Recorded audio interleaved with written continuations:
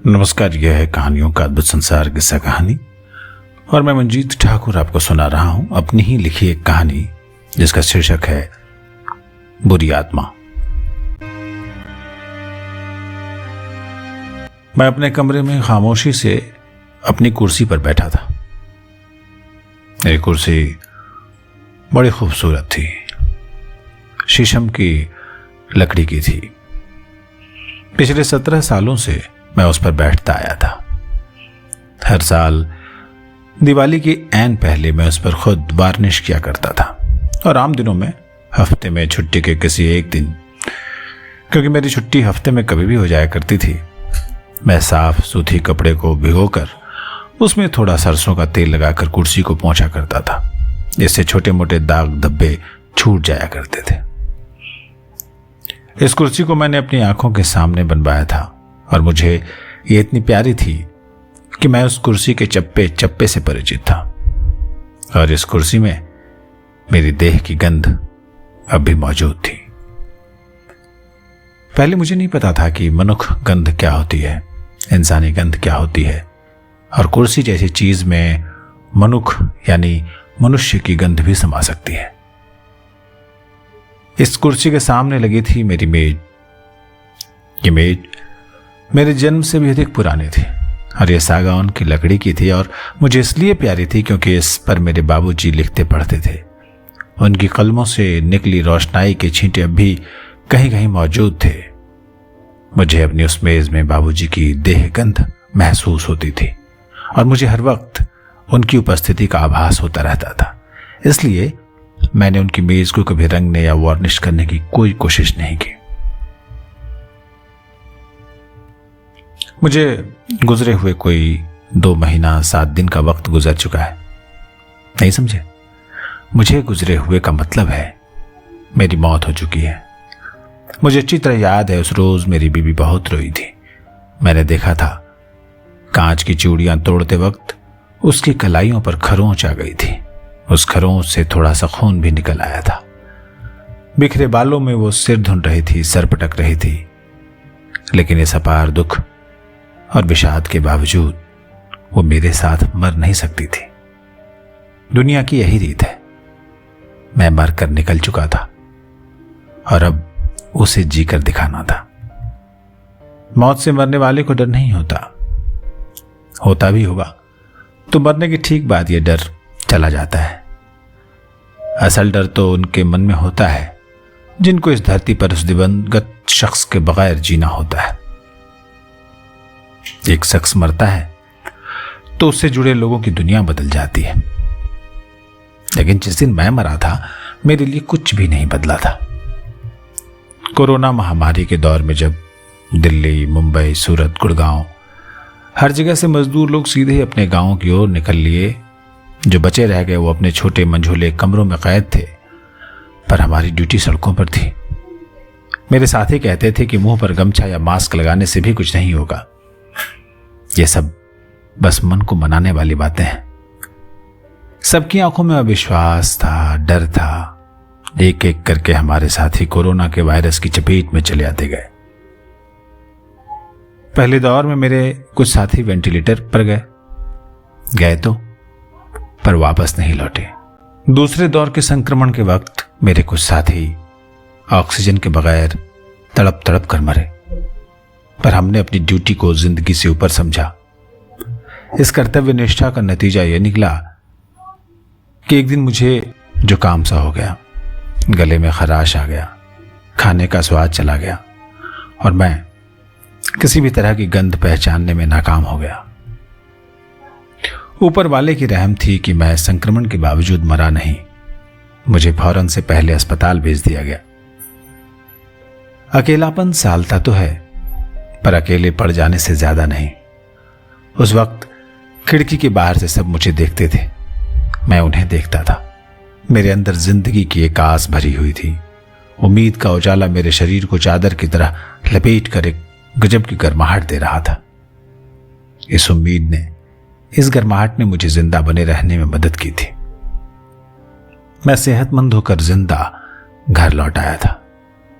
फिर सब कुछ ठीक हो गया, सब कुछ ढर्रे पर आ गया। ट्रेनें चलने लगी। मजदूर लोग बिहार, झारखंड से गुड़गांव, सूरत, नासिक, पंजाब लौट गए। लोगों ने दिन में 3 बार काढ़ा पीना और 4 बार 20 सेकंड तक हाथ धोना छोड़ा और बंद पड़े सिनेमा हॉल और मॉल फिर से रोशन होकर चहल पहल से भर गए। कोरोना का दर्द लोग भूल गए।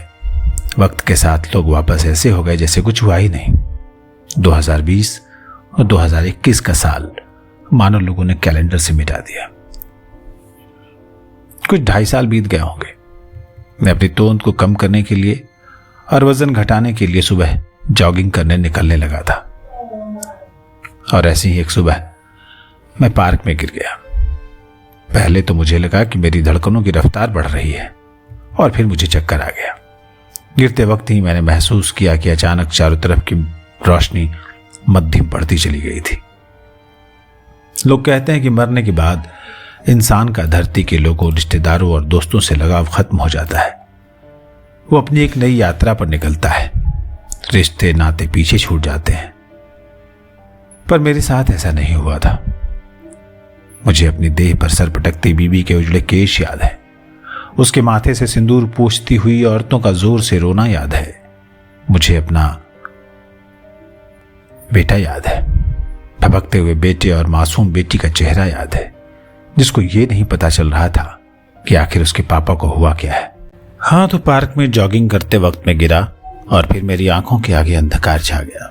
लेकिन उसके कुछ पलों के बाद ही मैंने अचानक खुद को वैसी जगह पाया जैसा मैंने कभी फिल्मों में देखा था। सामने नीले हरे रंग की इतनी तेज रोशनी थी कि आंखें नहीं खुल रही थी। एक अनंत राह थी, शायद किताबों में लिखा स्वर्ग, या अगर मैं किसी मापदंड पर पापी रहा हूं तो शायद नर्क। उसका रास्ता ऐसा ही होगा। वहां बहुत सारे लोग थे, सब किसी न किसी की बाट ताक रहे थे। आसमान जाने की क्या हुआ कि उस नीली हरी रोशनी की बत्ती भी आंखों के सामने बुझ गई और मैं दोबारा धरती पर लौट आया। न तो मेरा सपना टूटा था और न मैं दोबारा जिंदा हुआ था। मुझे धरती पहले जैसी दिख रही थी।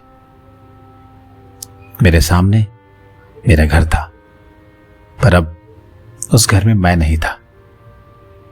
मुझे सब कुछ दिख रहा था, पर मैं किसी और को दिखना बंद हो गया था। मैंने देखा मेरी एक ठीक ठाक सी मुस्कुराती हुई तस्वीर थी। मुझे याद है, ये तस्वीर मेरे बेटे ने अपने आईफोन से खींची थी। हमारे जमाने में DSLR के कैमरे होते थे, अब तो सारा काम मोबाइल फोन से हो जाता है। मैंने अपनी तस्वीर देखी जिस पर चंदन की लकड़ी की कतरनों से बना हुआ हार था। तस्वीर में मेरे माथे पर चंदन का लेप लगा हुआ था। तस्वीर को देखकर मैं मुस्कुरा उठा। मुझे याद है जिस रोज मेरी अर्थी उठी, बच्चों का तो रोते रोते गला बैठ गया था। श्मशान में मेरी देह अर्थी पर पड़ी थी। सफेद कफन को रस्सियों से जकड़कर बांधा गया था।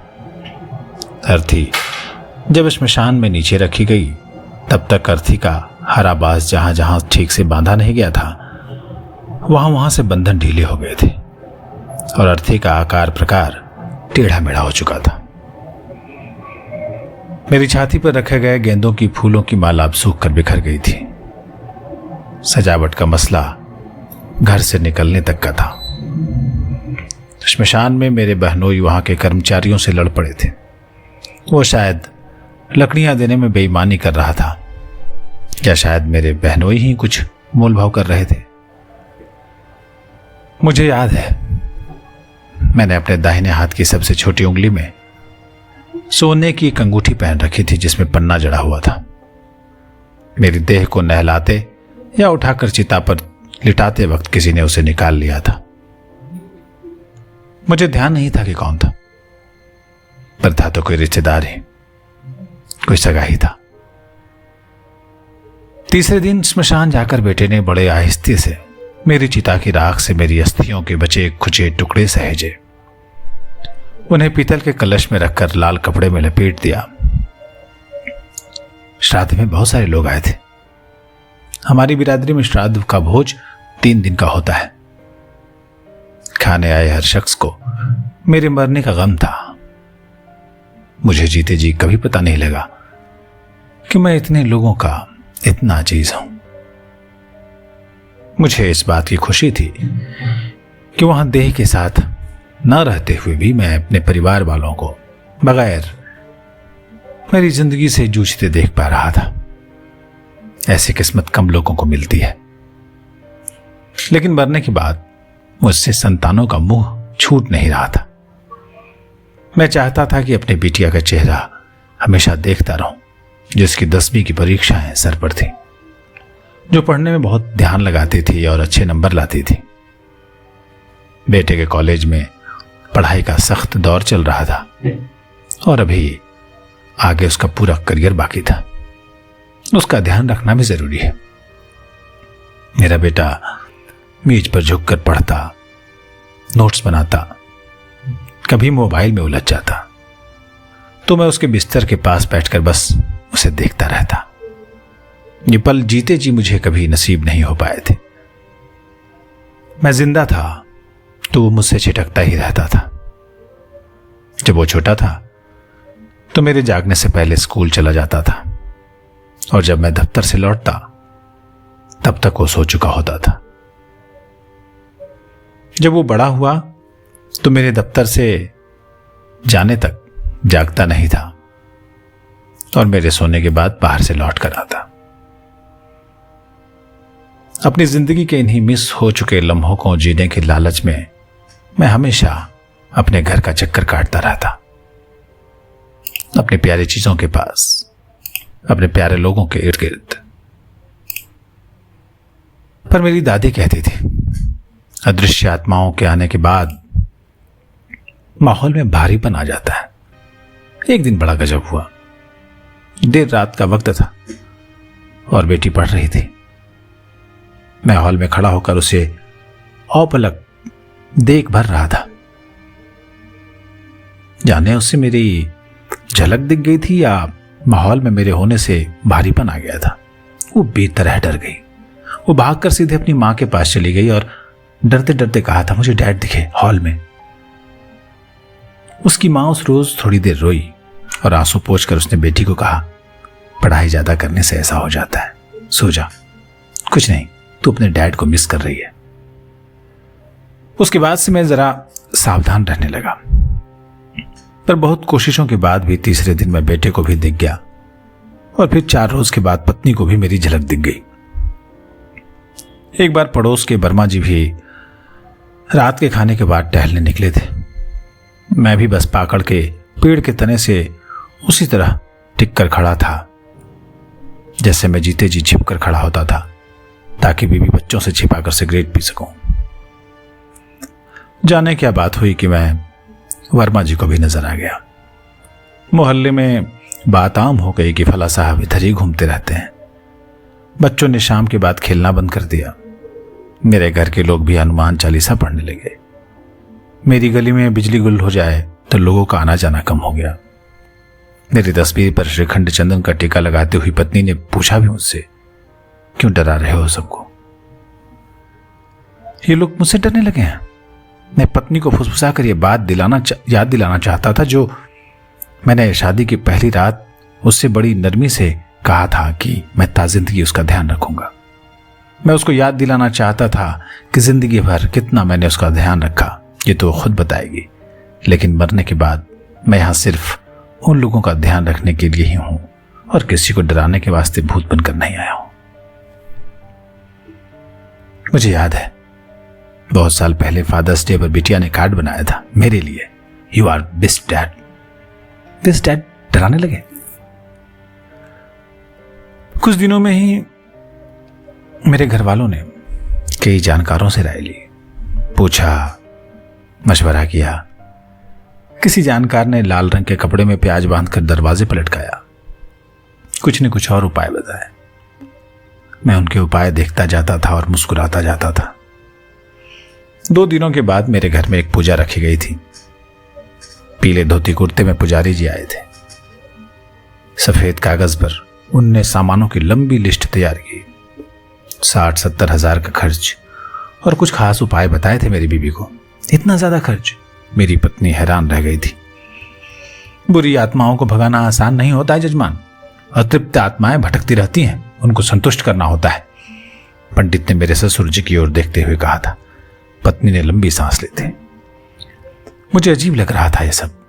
मैं किसी को कुछ नहीं बता सकता था, न कोई मेरी सुन सकता था, और इस बात की भी तो उम्मीद कम थी कि सुन भी लेता तो जाने कितना मेरी बात मानता। फिर मुझे आया गुस्सा। घंटा, ये घर मेरा है, ये पंडित मुझे कैसे निकाल देगा मेरे घर से? मैंने सोच लिया था कि मैं अपना घर क्यों छोड़ूंगा, बिल्कुल नहीं छोड़ूंगा। और ये ठग मुझे हनुमान चालीसा पढ़कर भगा देंगे? क्या मैं हनुमान जी का भक्त नहीं? मैं भी साथ में पढ़ूंगा हनुमान चालीसा। पर सही समय पर एक बात मेरे मन में अटक गई थी। उस पंडित ने जब मुझे बुरी आत्मा कहा था तो किसी ने उसको टोका नहीं था। न मेरे बच्चों ने, न पत्नी ने, न ससुर ने, न बड़े भाई और भाभीियों ने, किसी ने नहीं। सवाल उठ गया मन में, मेरी आत्मा बुरी हो गई? बुरा काम तो किया नहीं था मैंने, न जिंदा रहते और न मरने के बाद। जिंदा था तो कितना मानते थे मुझे, मेरे मरते ही मैं अशुचि हो गया, अपवित्र हो गया। अगले दिन सुबह सुबह हवन शुरू हो गया था। पंडित जी अपने साथ लोहे का बना हवन कुंड लेकर आए थे। हॉल में मार्बल का फर्श खराब न हो जाए, इसके लिए पहले रेत बिछाई गई, फिर हवन कुंड रखा गया। सारा सरंजाम देखता हुआ मैं अपनी स्टडी में जाकर अपने शीशम की चमकती कुर्सी पर बैठ गया। पंडित ने आम की लकड़ी में घी डालकर आग जलाया, फिर जाने क्या क्या डालकर धुआं करने लगा। फिर कुंड से उठती लपटों में उसने एक पके चावल से बना पिंड बनाकर डाला, फिर तिल और उसके बाद मधु। धुआं तेज हो गया। मुझे पता है इस धुएं से मेरा कुछ नहीं बिगड़ेगा, पर मुझे दुख है।